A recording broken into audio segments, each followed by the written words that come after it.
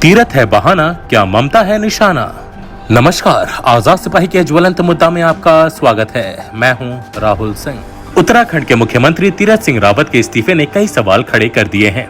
तरह तरह की चर्चाओं को भी जन्म दे गया है यह इस्तीफा। हालांकि रावत ने कहा कि संवैधानिक संकट के चलते उनको इस्तीफा देना पड़ा। कोविड के कारण उपचुनाव नहीं हो सकेगा। उनकी सरकार को जो समय मिला उसमें अधिक से अधिक आमजन का विकास किया गया। इतने समय के लिए मुख्यमंत्री बनाए जाने के लिए प्रधानमंत्री नरेंद्र मोदी का आभार।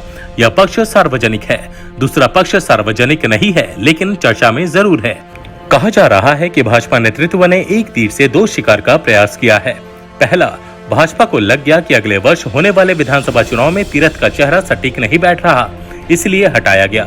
दूसरा, तीरथ के बहाने पश्चिम बंगाल की मुख्यमंत्री ममता बनर्जी पर निशाना साधा गया है। राजनीतिक गलियारे की चर्चा है कि भाजपा नेतृत्व यह जान चुका था कि तीरथ सिंह रावत में दम नहीं है, वो अपनी सरकार की वापसी या भाजपा की जीत सुनिश्चित नहीं कर सकते हैं। आखिरकार कुंभ का ठीकरा भी उन पर ही फोड़ दिया गया।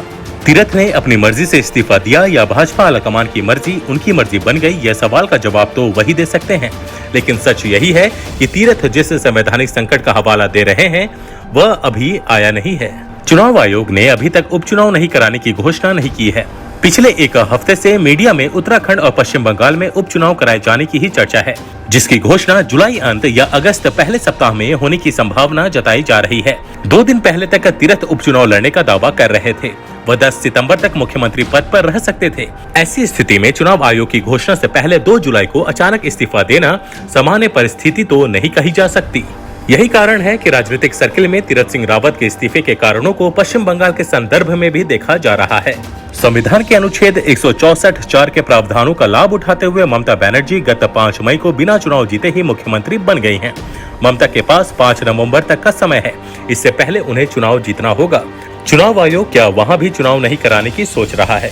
हालांकि ममता बनर्जी तीरथ सिंह नहीं है। अगर चुनाव आयोग ने वहां चुनाव नहीं कराया तो ममता कई तरह के कदम उठा सकती हैं। उसमें एक कदम अदालत का रुख करना भी हो सकता है। दूसरा यह कि वह 5 नवंबर से 1-2 दिन पहले इस्तीफा दे दें और फिर विधायक दल का नेता बनकर राज्यपाल के समक्ष सरकार बनाने का दावा कर दें। ऐसा कर वह फिर से 6 महीने के लिए मुख्यमंत्री पद की शपथ ले सकती हैं।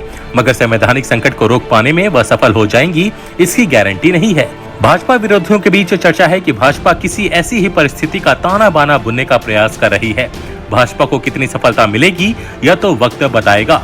फिलहाल तीरथ सिंह रावत के बलिदान के बहाने पश्चिम बंगाल पर जो तीर छोड़ा गया है उसकी सनसनाहट ममता बनर्जी तक तो पहुंच ही रही है।